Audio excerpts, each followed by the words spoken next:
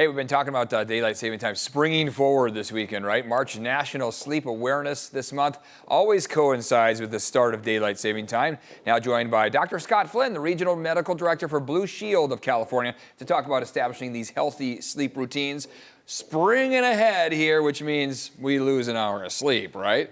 How could we prepare for that, doctor? Understanding that it's coming, and also understanding that you should still go to bed at your quote-unquote regular time. Okay. Understanding you're going to wake up maybe a little bit later, and eventually you'll adjust to waking up on your regular time.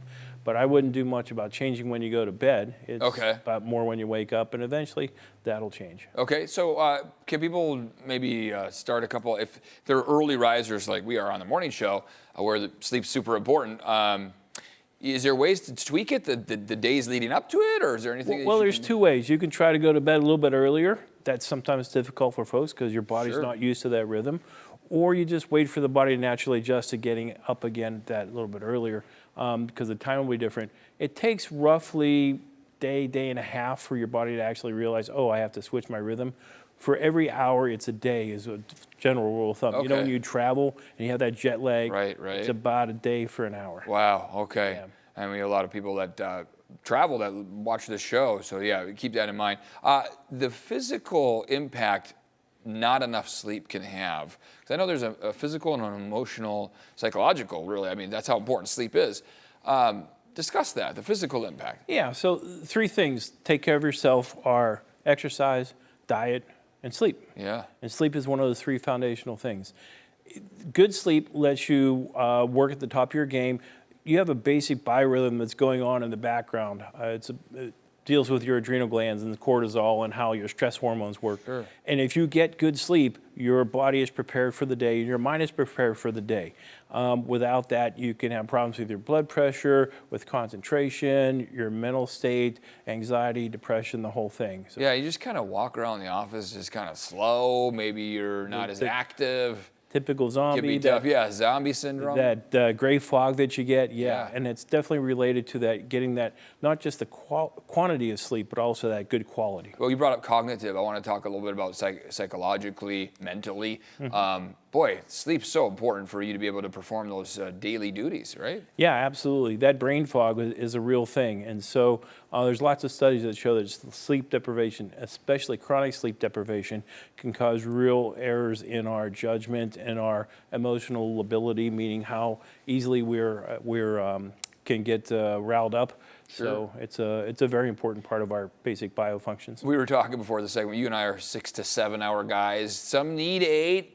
And then there's different age groups. Can you talk about, like, let's start maybe with our younger, with the young kids, they need 9 to 12 hours. Okay. Just think about their bodies are just growing. They're just little machines that are just growing. Absolutely. It takes lots of energy, so lots of sleep to let that happen rather than just running around all the time. Okay. As you get older, as teenagers, it's a little bit less, but it's also changes to a slightly different sleep cycle. As you know, teenagers a lot of times tend to stay up later and have a harder time getting up early in the morning. Sure. And then when you reach adulthood, that tends to slip back a little bit to go to bed a little earlier, get up earlier, and need less sleep. Basically 7 to 9 hours. For teenagers, 7 to 9 hours? No, or? Teenagers are a little more like that 10-hour, 11-hour thing. For adults, 7 to 9 usually. Yep. Okay. When you get under 7, that's where that kind of brain fog starts to happen. It depends.